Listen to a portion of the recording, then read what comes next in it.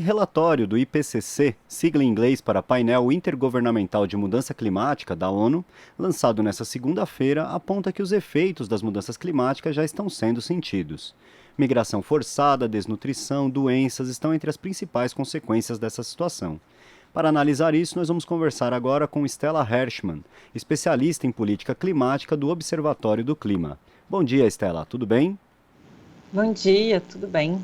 Stella, o relatório aponta impactos no abastecimento de água, na agricultura, na criação de animais, na saúde da população e até mesmo na infraestrutura das cidades.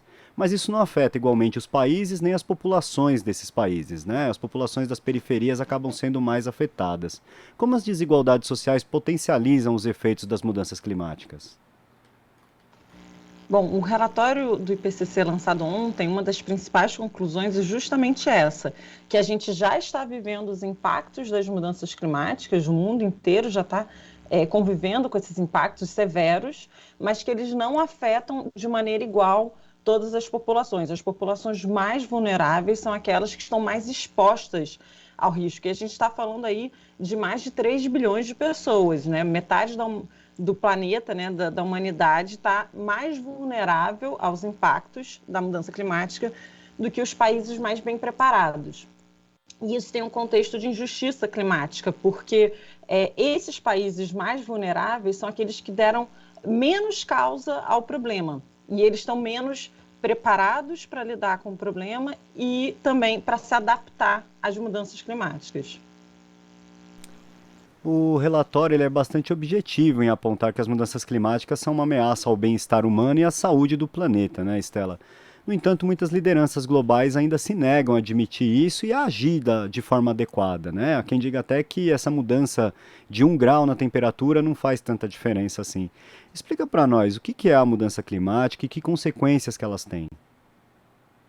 Bom, o relatório do IPCC, a primeira parte dele foi lançada em agosto do ano passado e ele trouxe como um fato, isso não está mais em discussão na ciência, que a mudança climática é causada pelo homem, nós demos causa a esse problema e que esse problema hoje já representa um aquecimento de 1,1 grau em relação à época, né, antes da Revolução Industrial.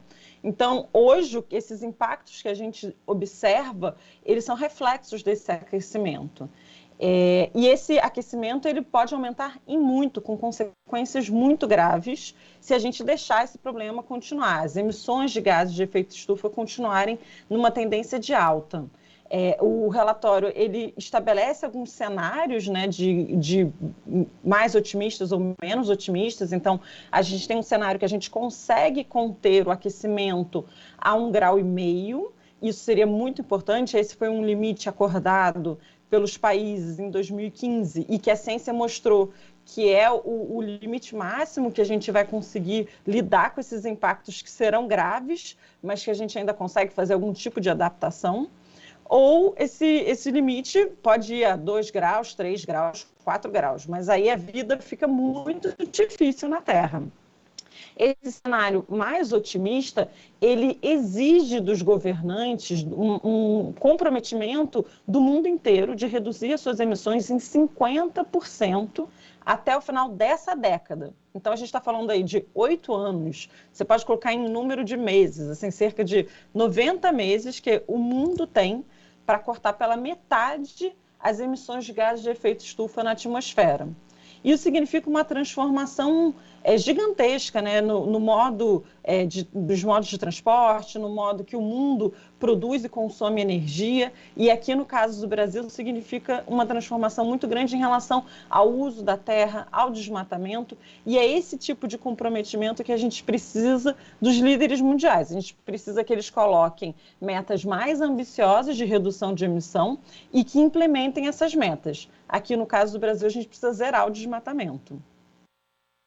E como que você avalia a postura que esses países têm tido até agora? As políticas que estão sendo propostas, elas são suficientes para mitigar esses efeitos? Ainda há tempo para fazer as mudanças necessárias para corrigir o que é preciso? A gente tem uma janela assim, de oportunidade muito pequena, né? Como eu disse, são poucos meses que a gente tem para realmente dar esse passo transformador de reduzir pela metade. E o mundo não tem colocado na mesa de negociação, né? Todo ano tem um encontro global dos líderes para tratar essa questão, e o mundo ainda não colocou na mesa compromissos suficientes. E além de colocar compromissos, a gente precisa implementar esses compromissos, que é a parte mais difícil. Além de fazer a promessa, a gente tem que cumprir essa promessa. Existem países que estão caminhando numa direção um pouco mais acertada, mas ainda a somatória, né, de todos esses compromissos individualizados ainda não é suficiente. Por isso que na COP26, que aconteceu no final do ano passado, em novembro do ano passado, teve um chamado para que os países esse ano fizessem mais um momento de aumento de ambição. A COP27 vai acontecer em novembro desse ano, no Egito, e os países precisam apresentar até lá compromissos mais ambiciosos. Mas tem países que estão muito mal, que estão indo na contramão do mundo, e o Brasil é um deles. O compromisso que o Brasil apresentou internacionalmente, ele, em vez de aumentar a ambição, ele é um retrocesso, e a gente sabe que esse governo não tem a menor intenção de cumprir as suas promessas climáticas, né? Pelo contrário, o que a gente viu com o governo Bolsonaro foi um aumento das emissões, o que a gente viu foi um descontrole total e absoluto das taxas de desmatamento, que são as principais causas de emissões no Brasil, e não há nenhuma perspectiva de melhora. O que a gente precisa realmente é trocar esse governo para conseguir pensar em recuperar nosso prestígio internacional, o nosso comprometimento com a agenda climática e o reconhecimento que o Brasil uma vez já teve de ser um grande líder nessa questão importante da geopolítica hoje. Estela, e nessa situação de ter dificuldade para mudar esses cenários, há impactos bastante significativos sendo demonstrados no relatório do IPCC para a produção de alimentos, para a criação de animais, para a pesca. Mesmo com melhoria dos avanços da técnica de produção, essas produções estão em risco, né? Que regiões devem ser mais afetadas e que consequências que isso deve trazer? Um dos objetivos desse estudo foi justamente mostrar a vulnerabilidade, né, do mundo em relação aos impactos. É um grande apanhado de informações sobre o sofrimento humano que a gente já vive e que vai piorar com o aumento do aquecimento na Terra. Em relação às regiões mais vulneráveis, o relatório destaca a África, o Sudeste Asiático, mas também a América Latina.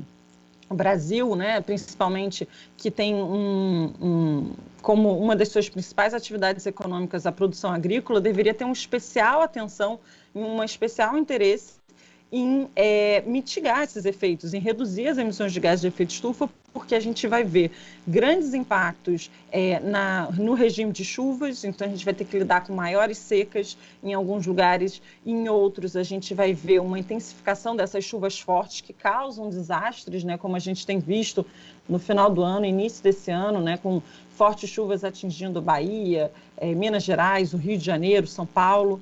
E esse relatório ele mostra que a população que vai ser impactada, por exemplo, por esse aumento de enchentes no Brasil pode dobrar ou até mesmo triplicar.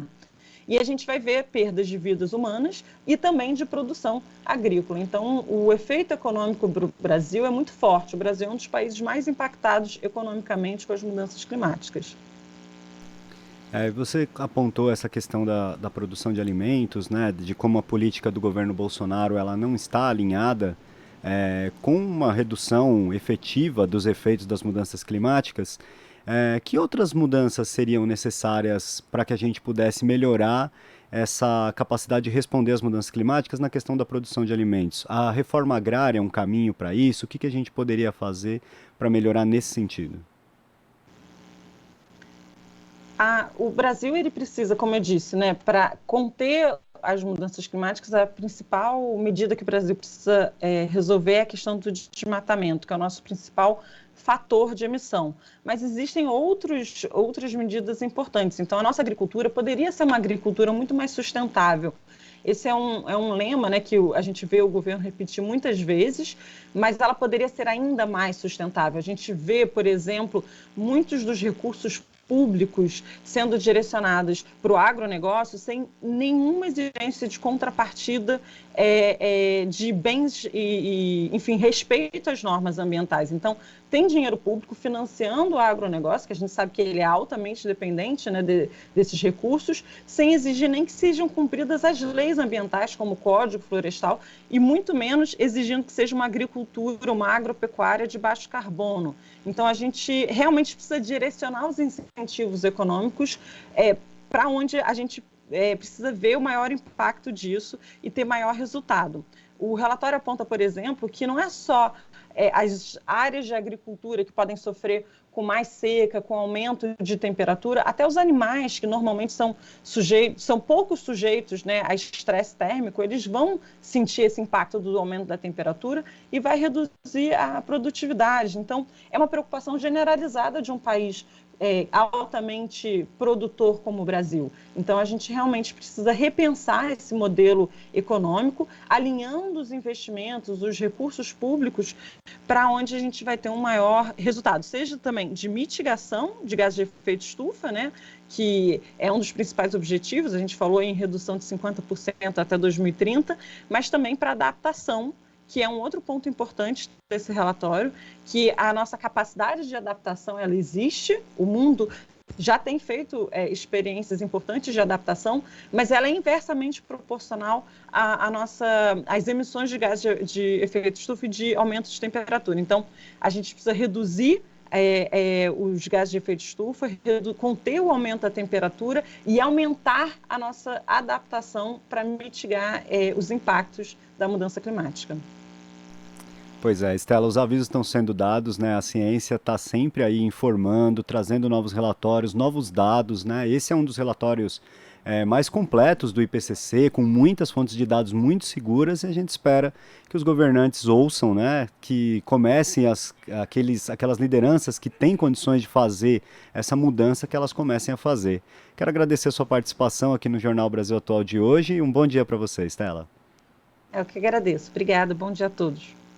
Conversamos aqui com a especialista em política climática do Observatório do Clima, Stella Hershman. Você está ouvindo Jornal Brasil Atual. As notícias que os outros não dão.